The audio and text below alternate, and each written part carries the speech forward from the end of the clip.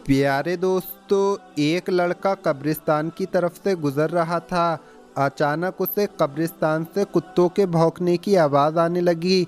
जब उसने कब्रिस्तान में जाकर देखा तो कुत्तों का एक गिरोह एक कब्र के पास अजीब तरह से आवाज़ें निकाल रहा था।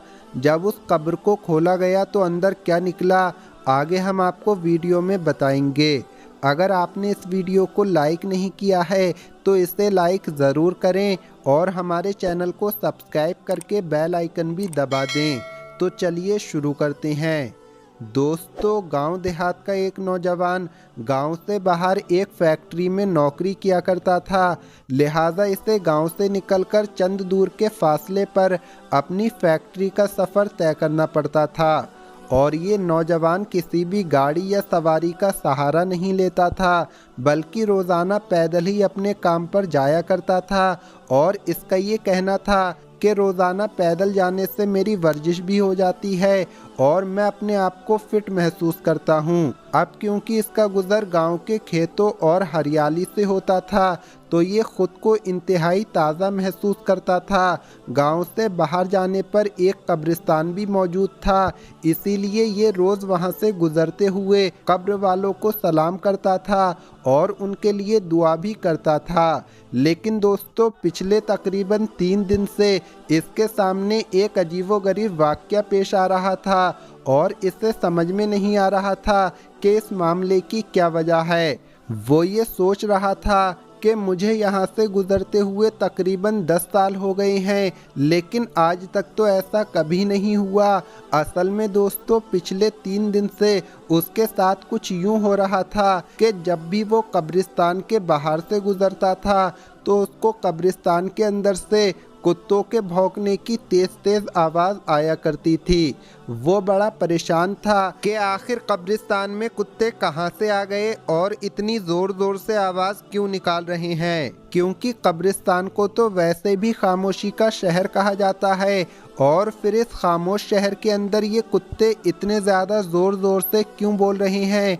इसकी परेशानी दिन ब दिन बढ़ती ही जा रही थी और अब 3 दिन गुजर चुके थे।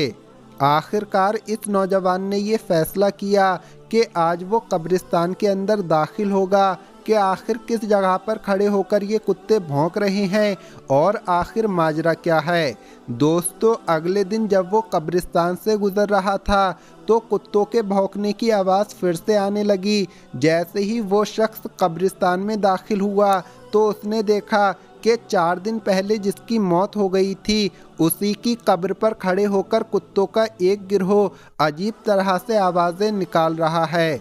वो बहुत परेशान हुआ कि अभी 4 दिन पहले ही तो ये कब्र तैयार हुई है, तो ऐसा क्या मामला है कि कुत्ते इसकी कब्र पर खड़े होकर भौंक रहे हैं। आज शाम जाकर वो गांव की पंचायत में सब लोगों को इस बात के बारे में बताएगा कि अभी जो शख्स 4 दिन पहले ही इस दुनिया से चला गया था उसकी कब्र पर पिछले 3 दिन से कुत्ते भौंक रहे हैं। लिहाजा शाम को वो अपने काम से फारिग होकर वापस आता है और आकर तमाम हाल गांव वालों के सामने बयान कर देता है। अब गांव की पंचायत में लोगों ने ये फैसला किया कि इसकी कब्र कुशाई की जाए और देखा जाए कि आखिर अंदर क्या मामला है। इसके लिए पहले तो गांव वालों ने मुर्दे के घर वालों से इजाज़त लेना मुनासिब समझा। चुनांचे ये लोग इसके घर पहुँचे और घर वालों से तमाम हाल बयान किया। तो इस शख्स के भाई ने कहा कि अगर आप देखना चाहती हैं कि अंदर मामला क्या है तो हमारी जानिब से आपको इजाज़त है, लेकिन हम आपके साथ नहीं जाएंगे। आप खुद अकेले जाकर इस कब्र को खोलकर देख सकते हैं। लेकिन लोगों ने इस बात पर ज़्यादा गौर करने के बजाय ये सोचा कि पहले कब्र खोलकर देख लिया जाए कि आखिर क्या माजरा है। लिहाजा दोस्तों, इसके घर वाले तो साथ में नहीं गए, लेकिन गांव में से काफ़ी तादाद में लोग कब्रिस्तान पहुंच चुके थे और कब्र खोलने का सामान भी वहां आ चुका था। और जब इस कब्र को खोलने का अमल शुरू किया गया तो वो कुत्ते जो पिछले कुछ दिनों से इस कब्र पर खड़े होकर अजीब आवाज़ निकाल रहे थे वो भी आसपास मौजूद रहे और वो कब्र के आसपास मंडराते रहे और गांव वालों को देखते रहे।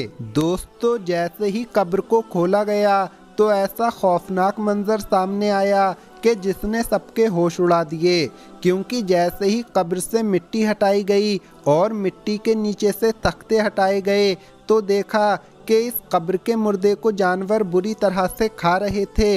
ये मंजर देखकर लोगों की चीखें निकल गईं और वो फौरन उसकी कब्र को बंद करके घर की तरफ आने लगे, क्योंकि उस मुर्दे को जानवर इतनी बुरी तरह से खा रहे थे कि जो वहाँ पर मौजूद थे उन पर कपकपी तारी हो गई। लेकिन दोस्तों, सवाल ये उठता है कि आखिर इसका वो कौन सा गुनाह था जिसकी वजह से उसकी कब्र में इतना खौफनाक अजाब हो रहा था। दोस्तों, अब दोबारा गांव वाले इकट्ठा हुए और इस शख्स के घर दोबारा पहुंचे और पूछा कि तुम्हारे भाई ने आखिर ऐसा क्या काम किया था जिसकी वजह से उस पर इतना सख्त अजाब नाजिल हुआ है कि मरने से सिर्फ 3-4 दिन बाद ही उसको कब्र में जानवर इतनी बुरी तरह से खा रहे थे। तो उसका भाई कहता है कि मैं ये जानता था कि आपके सामने ऐसा ही कोई मंजर आएगा, इसीलिए मैंने आपके साथ जाने से इनकार कर दिया था, क्योंकि मैं इसकी वजह जानता हूँ। लोगों ने सवाल किया कि बताओ आखिर इसकी क्या वजह है।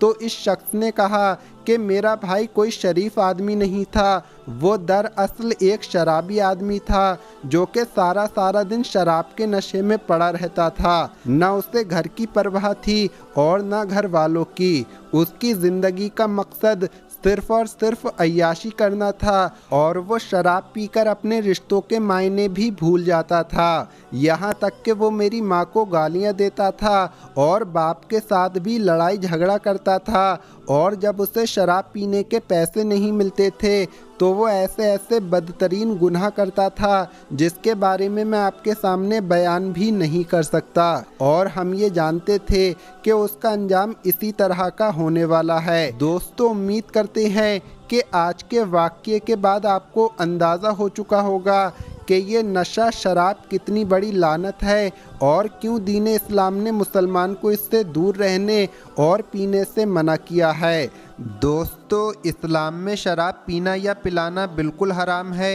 एक मुसलमान को ऐसी चीज़ों से बहुत ज़्यादा दूर रहना चाहिए। अल्लाह पाक अमल करने की तौफीक अता फरमाए। आमीन अल्लाहुम्मा आमीन।